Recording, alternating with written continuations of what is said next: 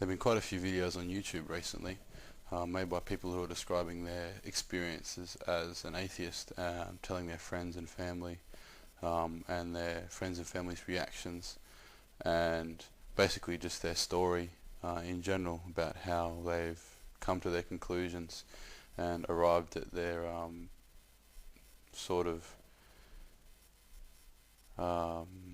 ideas and philosophical standpoint that there is no God. So I thought, I've been meaning to do this for a while, why not do it now? This is my first video, so fun and games from now on. Might as well dive right in. I became a Christian when I was 16, that was about nearly 10 years ago now. I gradually got more and more involved in the church, started going to Bible studies, youth groups, leaders meetings, normal church, started leading youth group. At one stage there, I was going to church for about 5 nights a week, every week for a couple of years.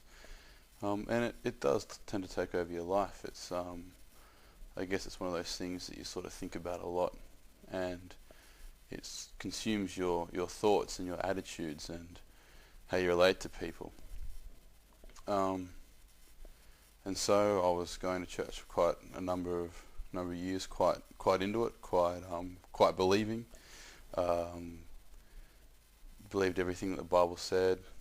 Wasn't too sure about the creation versus evolution thing, but everything else, faith, death for my sins, resurrection, all that kind of stuff, prayer, was a definite in my head. And I guess one of the things that comes with learning more and more about the Bible is sort of some people tend to question why certain things are the way they are.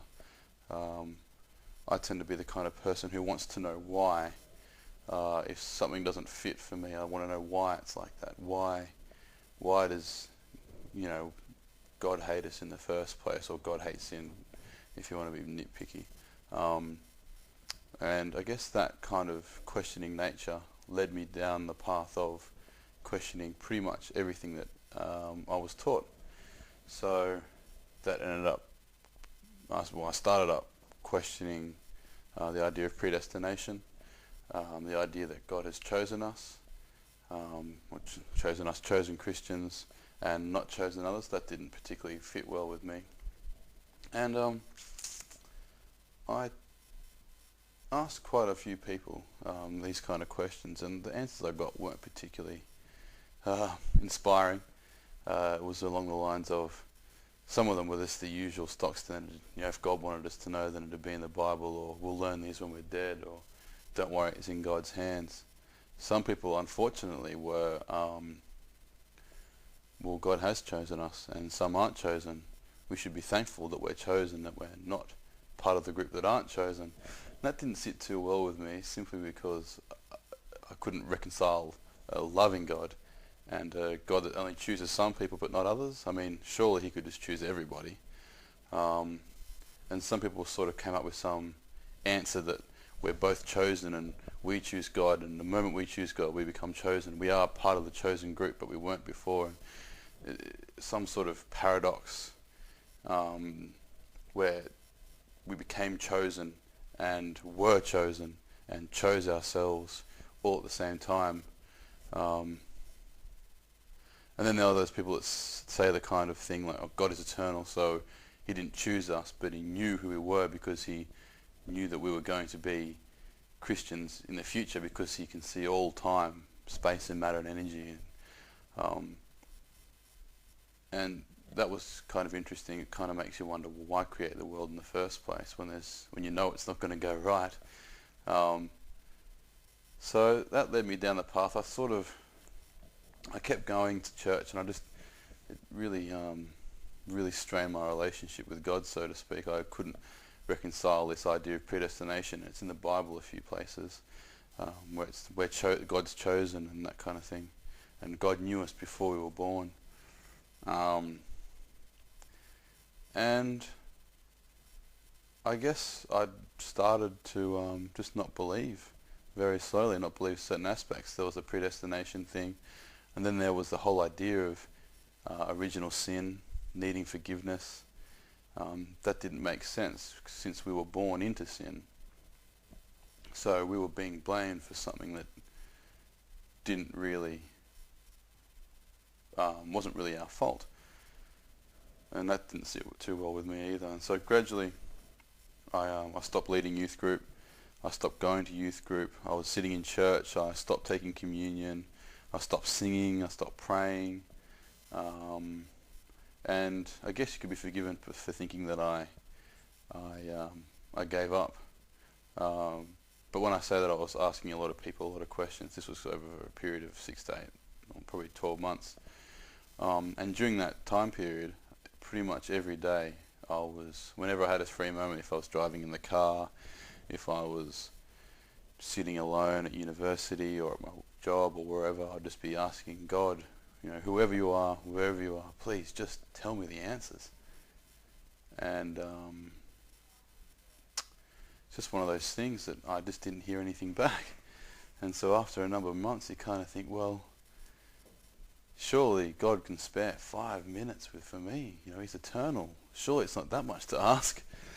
And yeah, there was nothing, which is a bit disappointing. Well, it was at the time. I'm not particularly disappointed now. And so I guess I just went from being, Christian to being deistic. There is a God, but it's not necessarily a Christian God. And then when I got no answer from my pleading, I became agnostic. Maybe there is, maybe there isn't. And after a number of months, I decided that I was an atheist, that there is no evidence for a God.